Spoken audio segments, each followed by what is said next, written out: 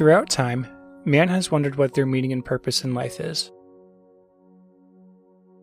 Theologians, philosophers, and psychologists have asked that question and have come up with very different answers. In October of 2021, I found myself unemployed for the second time that year, and for the next 6 months struggled to find employment.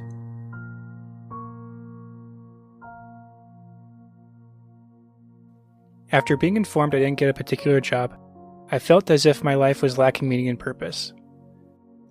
To be fair, when I wasn't applying for jobs or having job interviews, I really wasn't doing anything. And frankly, I felt stuck. In the midst of these feelings, I started to wonder if being employed can be a source of meaning and purpose in life. What other areas of life can bring meaning and purpose? And what is the deeper feeling that can bring meaning and purpose in life? I'm your host, Jack Taggart. Although I'm not a theologian, a philosopher, or a psychologist, over the next 6 episodes, I'll be exploring various topics and talking to people from various backgrounds on how they find meaning and purpose in life. This is my search for meaning and purpose. One of the reasons why being unemployed was tough for me was that despite having a bachelor's degree and even qualifying for a master's program, I seemingly couldn't get past the first interview. However, one doesn't necessarily need to have a college degree or even good grades to have a successful career to find meaning and purpose. For my first interview, I traveled to Idaho to interview someone who didn't obtain a college degree but has been able to find meaning and purpose in their current career. So my name is Matt Blanchard, and this is how I find meaning and purpose. My friend had enrolled in college, and he was studying there, and he convinced me that I needed to go to college. And so I began college in, I want to say it was 1991, but studying to be a crop and soil scientist. Being the oldest of 7 kids, I didn't see much hope for me to be able to take over my family farm. And so I thought I'd be a field man for an agronomy company like Simplots or Valley-wide Co-op. However, after a few years of going to school full-time, while also working full-time, he decided to take a break before finishing his last semester. After a year of working in construction, he got back into agriculture and was contracted to drive tractors. After a few years of driving, he was given a unique opportunity. Crapos, they come to me and asked me to kill their spuds one year, and they paid me $2 an acre to kill their spuds. I'd done it before. It's with sulfuric acid, and it's dangerous, and so that's why the pay was so high. And in the matter of 2 weeks, I made about $14,000. And I took that $14,000 in 1999 and said, let's see how far this woodworking business can go. So I established Chokecherry Ridge.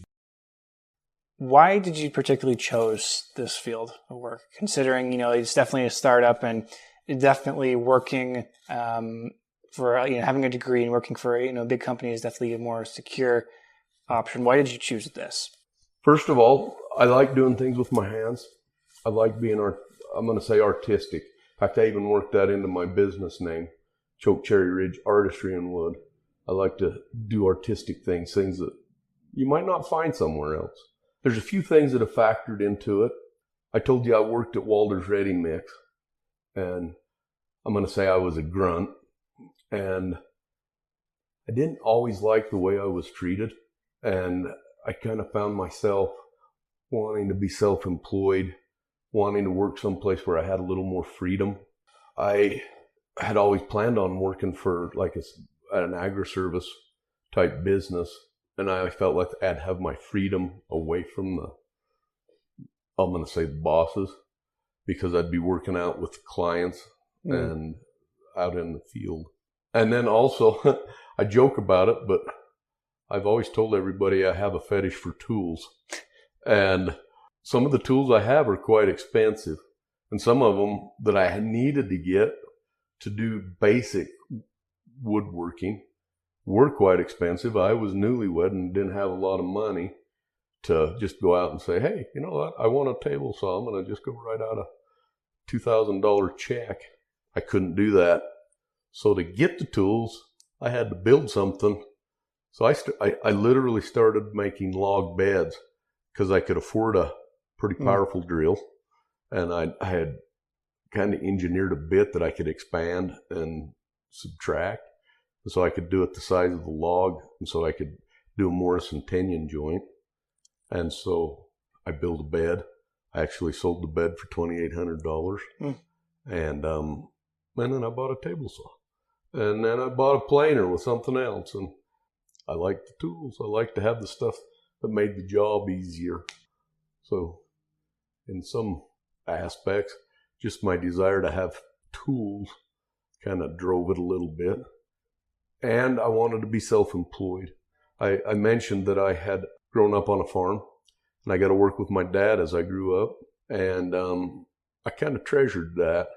I wanted to farm so I could have my boys with me too, but I never did get to do that. But being self-employed and having my own business, my kids could come and work here at the shop, and I was able to teach them the value of working, the value of putting something together, and at the end of the day saying, I did that. Are you happy with your career? Am I happy with it? Would you do anything different? If I could have farmed, I would have farmed. Still to this day, and kept this as a hobby. But other than that, no, I am happy with it. I'm proud of the fact that I got 2 of my sons that work for me. I don't know, but one day I might have my other son work for me. I think that'd be kind of cool. It does me good to make others feel good and be happy with what they have. Be able to know that I'm doing something that makes me happy. Know I provide jobs for other men. What would your life be like if it was just gone? You know, no need for custom woodwork or custom cabinets. It would be different, but in my life, I'm going to call it a blessing. I've been able to do several different things. And if the woodworking quit, I've tried my best to learn something from every job I've had. And so I'd have options. I drove truck. I could drive truck. I'm still a licensed CDL holder. I can weld. I still build projects in my wood shop that I will weld frames around and stuff like that. I still know farming. I feel like I could go to any farmer around here and probably get a job. I have other skills that I've picked up along the way that I would be able to fall back on confidently.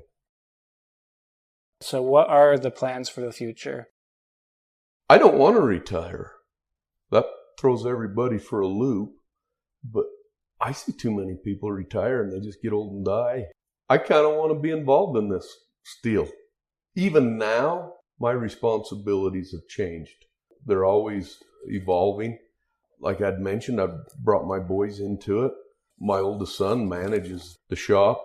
He manages the scheduling, and he does a lot of my accounting for me. I enjoy sales. I like to go out. And that's probably, like we talked earlier, how I compare it to hunting. This is a funny analogy again, but when you go out hunting deer, you go out and you get your target and you go after it. My hunting is, hey, look at that big house. I wonder what I can do there. And I enjoy going out and meeting people. So I enjoy the sales. And I hope I can do that for a long time. Do I want to come to work every day? Maybe not. My idea of retirement would probably be, you know what, it's January. I think I'm going to go do some vacationing. I'll see you the 1st of February. And then I'll come back and do something around here. I don't want to carry it all on my shoulders for the rest of my life. But to be involved in it, I still want to be involved. One of my friends and mentors, Doug Yates, he retired and he sold it to his boys. And he has no need to come back to the shop, but he does. And he goes and he helps and he works there. And he and I were talking one day and he says, you know, I've got a lot of blood, sweat, and tears into this business. It's hard to walk away. And I thought about that. I don't know if I want to. I just think I want to be around.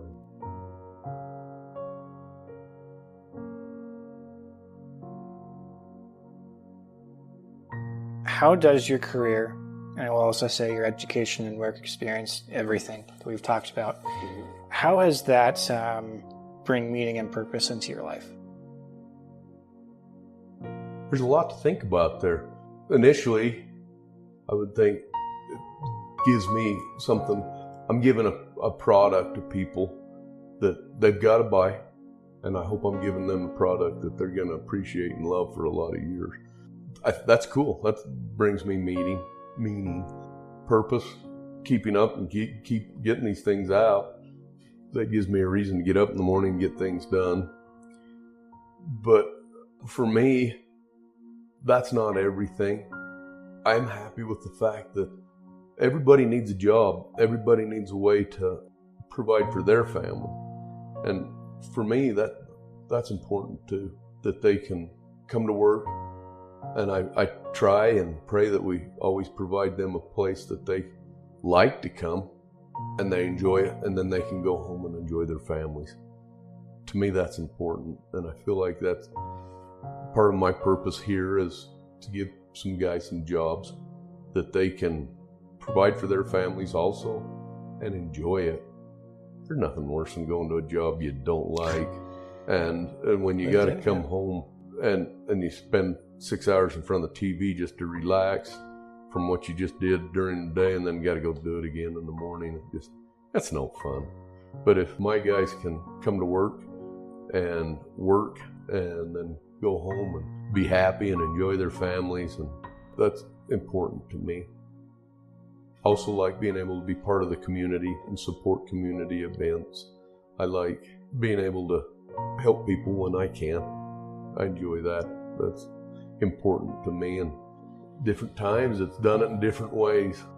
During 2006 through about 2012 maybe, the finances weren't always there, but I could choose my own hours where I was self-employed. And so I could come here in the morning and go to work, leave in the afternoon, be part of some of the sporting organizations that were in the community. I could coach baseball teams and help out there. And then there's always a certain amount of work that's required to get a job done, so I could choose my own hours. And so I could come back at 8 o'clock at night and work till midnight or 1 o'clock and then go home and go to bed, you know. It was good. I was able to be a part of the community then. I think it's safe to say that Matt has had a successful career despite not having a college degree. However, sometimes people do obtain a college degree, but end up not using that degree and end up going in a totally different direction in their career. To understand what will cause a person to make such a change in their career, I interview someone who initially got their associate's degree, but decided to get the certification to become a cosmetologist.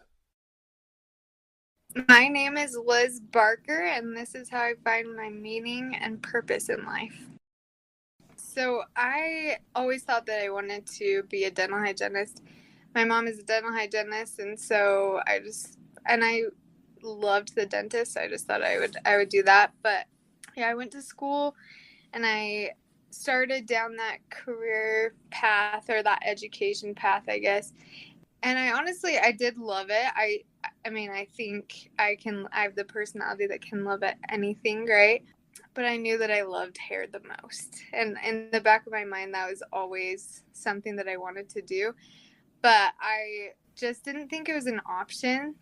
It's kind of looked down upon. It has a stigma that goes along with it.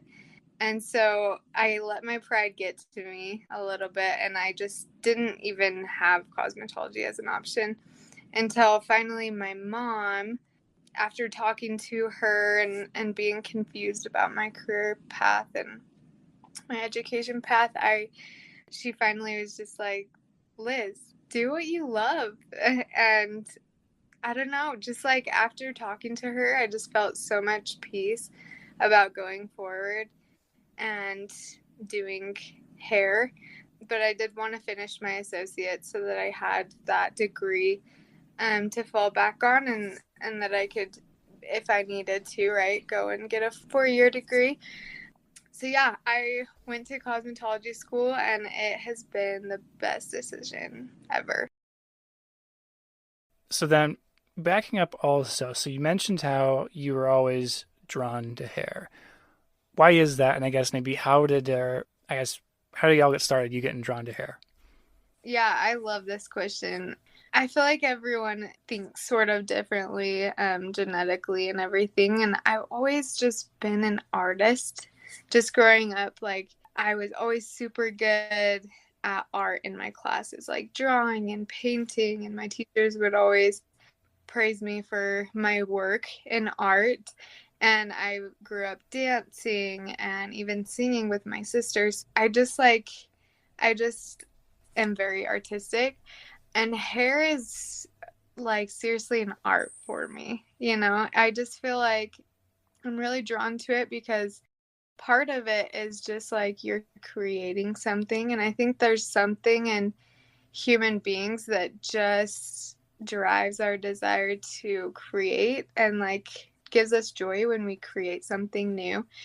I think it's just a part of us. And so anyway, I honestly, I just feel like I receive so much joy when I create something new and make it look better than it did before. Why hair? Why is it that you kind of decide, okay, yes, I'm going to go in this direction to make a career out of this?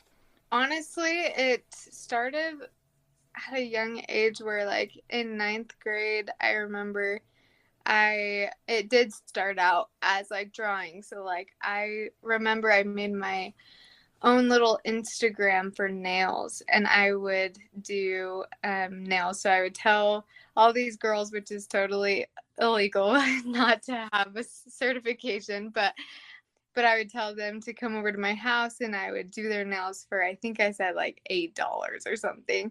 And at the time, like my ninth grade self was like, oh, this is so fun. And it was just fun to like talk to them and to be able to use my artistic abilities because it's like a little canvas on nails, right? And so that's what honestly got me started. And then my best friend's mom went to hair school while we were young, and so she had mannequins that she let us use. And so that's where I first learned to braid, and I realized that like braiding or like styling hair is really just like art, like doing nails. And so that's kind of what got me started thinking in that direction. You mentioned how you feel like you said how cosmetology or just doing hair in general is kind of looked down upon, and there's a stigma to that. So, why, in your view, why is it looked down upon, and what is the stigma? Right. So I feel like obviously, as we all know, there's certain careers in life that are just held on a pedestal, like doctors and even nurses, honestly, and dentists and lawyers and all of those sort of things, right? But yeah, I just feel like getting a 4 year degree has kind of been ingrained in our brains and how education is so important. And I'm not saying it's not, because it totally is. But I think that there are different ways that you can receive that education, that you don't have to have a piece of paper that has a degree on it. So it's really just going to school for a piece of paper, And so, yeah, I think that there's many ways that you can receive education in life. What were the factors that were kind of, I guess you can say, influencing you, that kind of that were nudging you, like, hey, maybe I shouldn't be pursuing this. I should be pursuing this. So, I mean, there's a couple things. I knew that dental hygiene is like the same thing over and over again every day, and so that was hard. But also, I feel like I'm a super good listener. My mom's a super good talker, and so I felt like I wouldn't be very good as a dental hygienist because I'd rather listen to people than sit and talk to them. So I thought, first of all, just like on those like surface level things, that would be awesome. And I also, just because I am a member of the Church of Jesus Christ of Latter-day Saints, and I just wanted to be able to influence people and build them up. I feel like God has given me a gift, and I feel like I have been able to see the potential in people. And so I wanted to kind of give back what he has given me and be able to like help people to see the potential in themselves. And it's been super cool to be able to see that come to fruition. But also, like I said, just I felt like there was a greater opportunity maybe for me to hopefully have a family one day and be able to work at home with them, or just less hours, like just more freedom there as well. How does your career, and I will even say your education that you have received, bring meaning and purpose in your life? I feel like this life is just all about the connections and relationships we make with people around us. And I feel like if I can be a positive influence in someone's life in any way, right?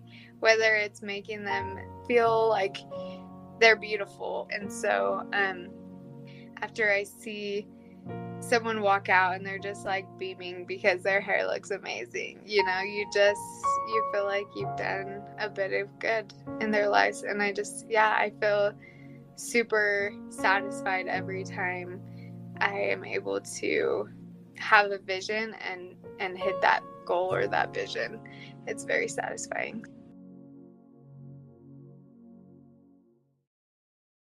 After listening to Liz's story, I can see why she chose to make the change. However, her story is not unique. Many young adults make these changes early enough in their career and education path where it is an easy pivot to make.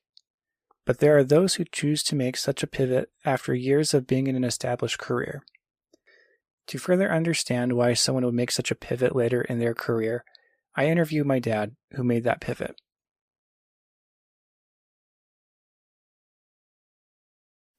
My name is Ian Taggart, and this is how I find my meaning and purpose in life. My career, where I'm currently at, is not something that I initially envisioned when I was in school. I originally was studying and graduated with a degree in advertising communications, and that's what I began my career in. But currently, and for the last 16 years, I have been a middle school social studies teacher.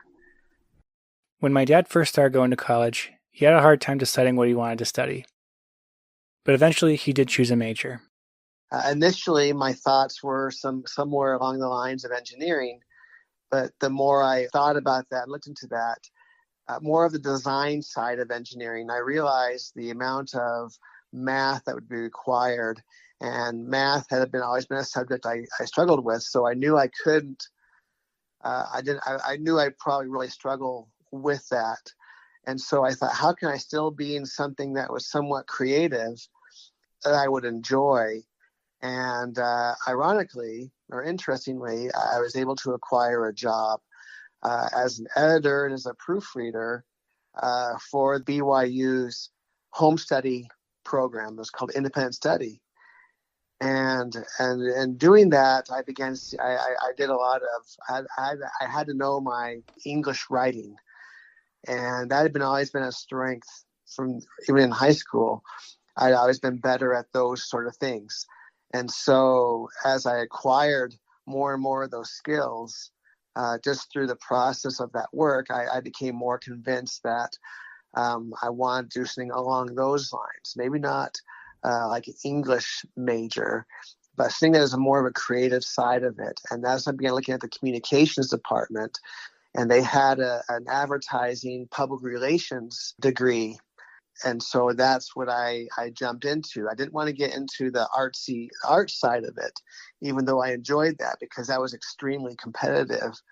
And so I really wanted to, I don't want to say take the easy route, but take the route that was going to maybe move me a little faster through so I can move on. And that's what I ended up doing. What was the process? And I guess maybe why did you decide to change entirely, change careers and change fields? I really enjoyed what I did. The challenges that each one of those positions, there was always challenges, and I always relished in trying to resolve things through these challenges, come up with a creative way to do something, or I enjoyed that aspect of it. In the back of my mind, there was a growing sense of there was a growing dissatisfaction. Like there's some part of me that was not being fulfilled. At the time, the position, it was a good job, and it was it was a very good pay, especially with a young growing family. It was there was a lot of stability, financial stability in that, but there was still in the back of my mind that, and so I never really acted on that because the current circumstances, I was in that comfort zone, if that makes sense.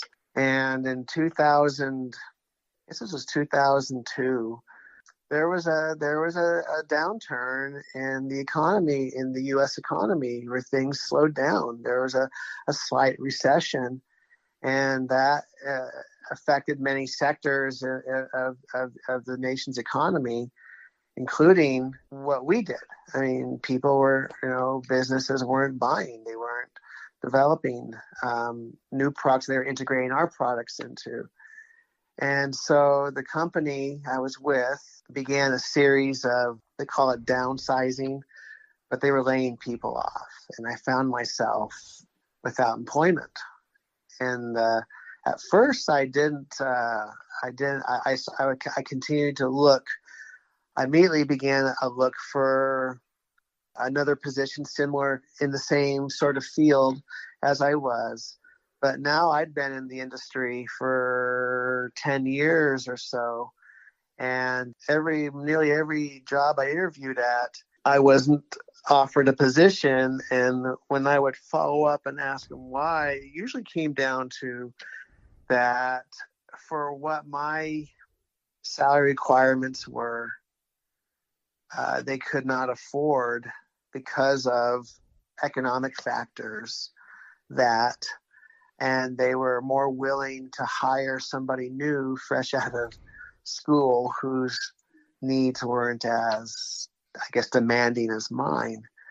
And so after a few weeks of that, further contemplation, I said, you know what? And I was talking to my wife. We decided that this was maybe one of those answers that, because of that back of my mind, there was always that nagging thought that this is not where you need to be. I'm not the dissatisfaction of it. And so why am I continuing to pursue this? I really don't want to be there. So then we had to reevaluate everything. And this was where the major transition came with career.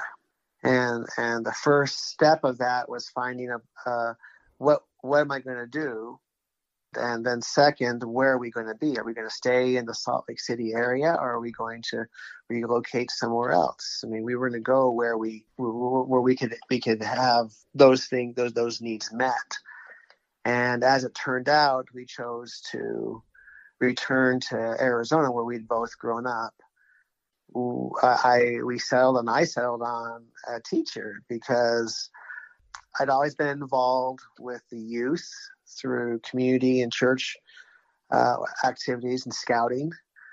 And I'd always enjoyed those interactions with helping the younger kids, find focus and way and influence them in positive ways. And I think that's kind of what kind of really encapsulated some of those dissatisfactions that I was having. Was, as much as I enjoyed the creative process, my efforts were designed to generate revenue for a company, and I wasn't seeing an immediate impact on an individual's life. And that's kind of what I was really seeking, I guess. Maybe more idealistic, if you would. And so becoming a teacher, it was where I saw that role, where I would have that kind of an influence on the lives of young people and helping them navigate to adulthood. I wasn't going to replace parents by any means, but I could certainly help guide them. So that's what I attended coursework through NAU and got a degree in education. So I got a second bachelor's degree. Careers should not be just a job. It should be an extension of yourself. And that's where a level of satisfaction and joy can come from, is doing something that you enjoy doing. And I would say to anybody, if you're looking at, you're getting ready to start your education and looking at choosing a career, I would say choose something that you find enjoyable and interesting, that you think you can be happy with. If you're already in a career and you're just miserable with it, it means breaking out of that comfort zone, that little shell that we surround ourselves with. But it will be difficult to start over, to change. But I've talked to other people who've done the same thing, and they say it was the best thing they ever did. It wasn't easy, but they did it, and they're far more happy. And sometimes it means a conscious effort to just walk away and start over. Sometimes it happened like me, where it took being laid off to get me to act on those thoughts. Now, I wouldn't say change careers every, few years. I don't think that's a healthy thing either. But initially, if you're not happy, earlier you change, it'd be better. It's easier. It's still difficult, but it'd be easier than later on. Try to find the joy, look at what you want to do. And if there's joy and pleasure in that, then pursue it. How does your career and education bring meaning and purpose into your life? Well, it goes back to some of those initial things that were in the back of my mind when I was talking about. There was a thing in the back of my mind. There's a dissatisfaction, and I've pondered that a lot and chewed on that a lot, and I've come to the realization that to bring meaning to what I do is what I'm able to give and bring to other people. I'm obviously bringing my knowledge of pedagogy, of teaching and learning. I'm bringing knowledge of my content area, which is social studies. But in reality, that's not really what I do. I really see my role as a guide, as a facilitator to help these kids navigate a difficult time, who are, some may be struggling. Now, I don't claim to be a counselor, not a counselor by any means, but by providing them with a safe environment in my classroom, providing a place where there is consistency of positive expectation, where they know they can count on, this is what it's going to be like. Every day they come to my classroom, they know that this is what Mr. Taggart is how he's going to do things. And again, that really sounds idealistic, but there's a huge need for that for our younger generation. And it's not always easy, but I'm willing to take that on because there is a huge sense of satisfaction when you have, not all of them, but when some students show gratitude because of what you've done.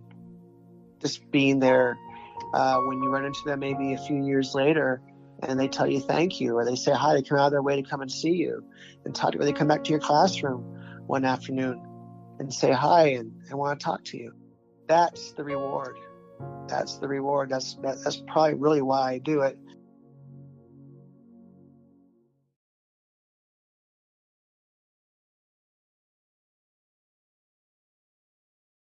So far, we've listened to individuals whose career and education path was influenced to fulfill some sort of deep desire or passion.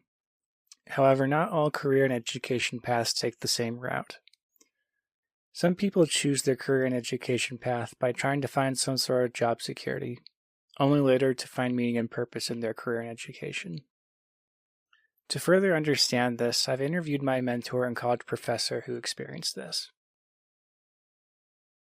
My name is Daniel Moncayo, and this is how I find my meaning and purpose in life. I left Ecuador when I was about to turn 18. I traveled to Idaho, out of all places, and enrolled at BYU, Idaho as an undergraduate in economics. So, being off and on for a few years, taking a break here and there, eventually I graduated.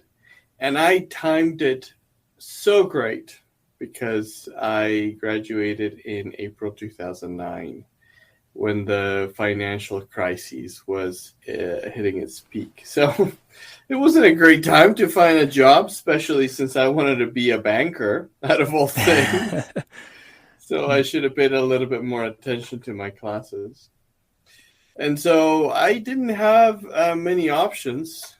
I really have been independent ever since I left home. And it was just a huge shock that right after graduating with,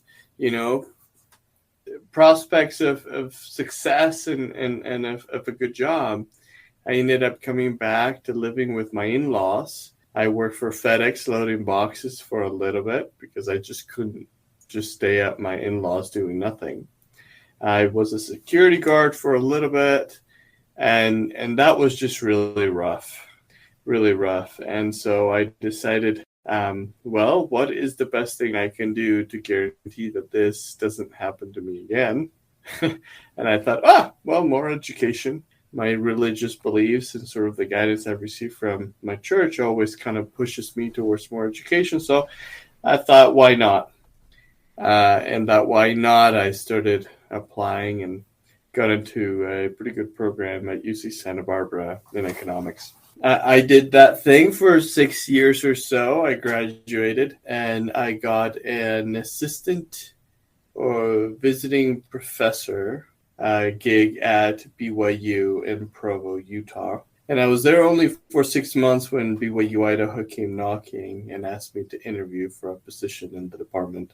And after I set foot on campus, the same campus where I did my undergrad, I was sold, and I've been here for 5 years.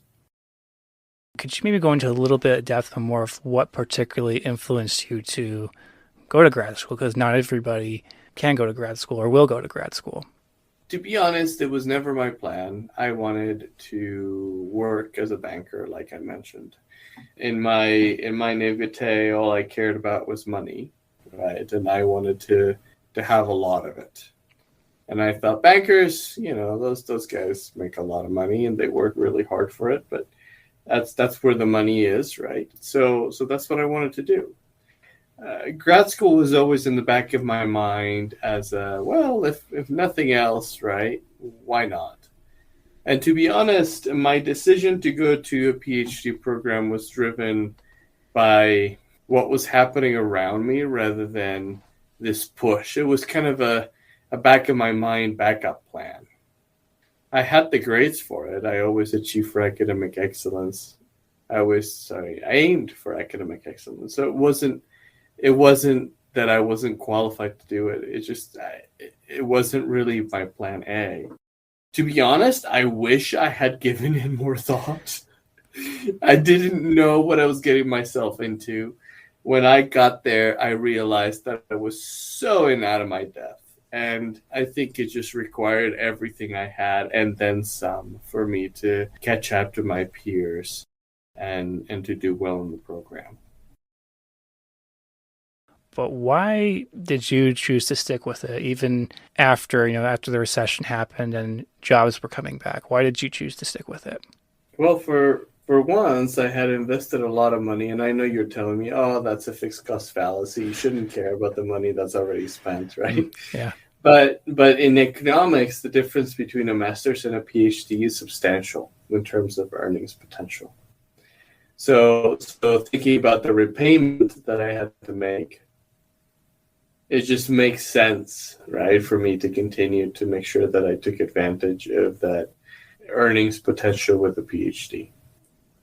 The other one is I kind of fell in love with research. I really liked pushing the boundaries of what we know and actually getting to be well informed about a bit of human knowledge and kind of understand that we know so little. And I think as somebody who just went through all the pains of getting prepared to understand that, it was my duty to continue, right, and to push that frontier of knowledge a little further. So I really, really loved it. And the professor gig is super nice, of course. And eventually, I found a lot to like in my path. So I stuck with it. Although the graduate program brought stability, future job security, and some direction, it also provided Daniel with something that helped him in his personal life. I've come to recognize that the world is full of uncertainty and ambiguity. People like to see the world as black and white because it makes them feel good. It makes them it makes them, like, it helps them avoid that harsh reality where they will feel insecure and uncertain about where to go and what to do. It really shuts people down. And to me, that PhD program was a vaccination against all that. So I think that all of my experience there has helped me see reality as it is, to the degree of, the extent of my knowledge and context, and be able to stare it in the face and admit what it is. Be okay not finding out what the right answer might be. I'm totally okay with that, and trying to find nuance everywhere. And I think that has been what that experience has helped me to do. From what I know, BYU Idaho is a very different university in that they don't seek tenure. And from what I understand, a lot of people, and particularly with having a PhD, it's either publish or perish. And so with that, why particularly did you choose to come to BYU Idaho, where there isn't tenure and there isn't that prestige and their research isn't the focus? Whereas from what you talked about, you kind of enjoyed the research part of it. That is a great question. What I will say is that the mission of this university is to build people that want to pursue a life like the one that Jesus Christ advocated. And the process of doing that, right, involves being well informed. And I think that that's what the university is trying to do, is trying to educate people with the best possible education they can while trying to build their character. And I really, really like that part of my job. It's not just a recognition that I'm here to make you smarter, more intelligent, better informed, but that building character is an explicit part of the mission of this university. That I am actually not just trying to help you learn stuff, but put you in a position where you can grow and you can both build your faith and your intellect. After reflecting on your life or what you've gone through, what you're doing now, does your career, and I'll even say your education, reflect the lifestyle you want? To be honest, I was too ignorant and immature to figure out what I wanted when I was in my 20s. My 30s was a very long process of understanding. To be honest, I'm not done. I still have my moments. But when I really think about my path to where I am as an educator, I come to realize that building people is the most worthwhile thing I can do. Sure, I can add value in so many ways. I think I would be very good in the consulting space. I think I would enjoy that very much, especially the money. I think I would really enjoy the money in finance. I think I could do that. I think I have sufficient skills to go and add value in the technology sector. I think I could do that. But in the end, what keeps me doing what I'm doing is the hope that by helping people see a little better and be better members of their community, better voters, better heads of households and participants in their families, that I am making a difference. It's hard though. It's hard because I don't see that, right? Mm-hmm. I remember when I graduated college, I was a very undercooked cookie, right? And not quite finished. And so I just get on a soapbox weekly and and hope that it makes a difference. And I really don't know if it does, but I still keep believing that I am making a difference. And I think that at least that hope, I don't know if I can have that hope anywhere else. Not as tangible and direct as I have it here. For whatever reason, overnight, economics wasn't a thing, or BYU Idaho, or even teaching economics as a professor was gone. Like, gone, no purpose. What would you do differently? Or how would that affect your life? I think that one can find purpose and meaning, as I have described it, by cleaning bathrooms, by loading boxes for FedEx, by being a security guard. Right? So I don't think one necessarily needs to be a professor to find enjoyment in life. I could be an educator wherever I am. Right? So I don't know if that would change how I find meaning. It would definitely change my ability to earn income. But I would adapt. Right? I think at this point I've come to realize that it doesn't matter what I do. Right? Is the purpose and meaning I attach to it. So in terms of my life satisfaction, no. In terms of the amount of trips I can take and the kind of stuff I can buy, surely that would be affected. But I don't know, maybe I would even make more money. Maybe I would eventually become a banker. I don't know. But I think I surely would be a much different type of banker than I would have been if I had gotten started in my 20s.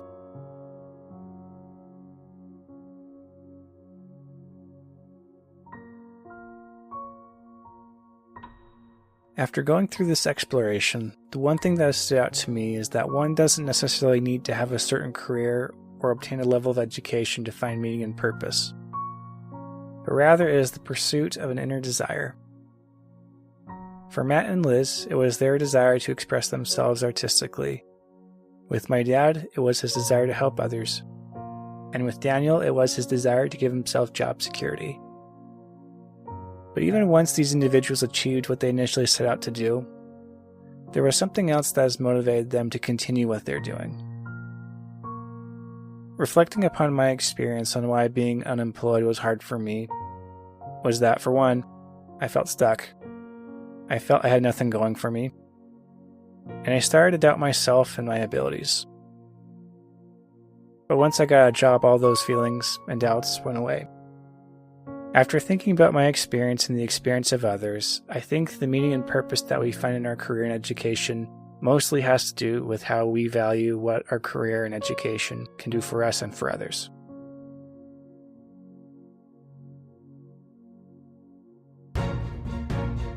So my name is Matt Blanchard. Liz Barker. Ian Taggart. Daniel Moncayo, and this is how I find How I find How I find my meaning and purpose in life.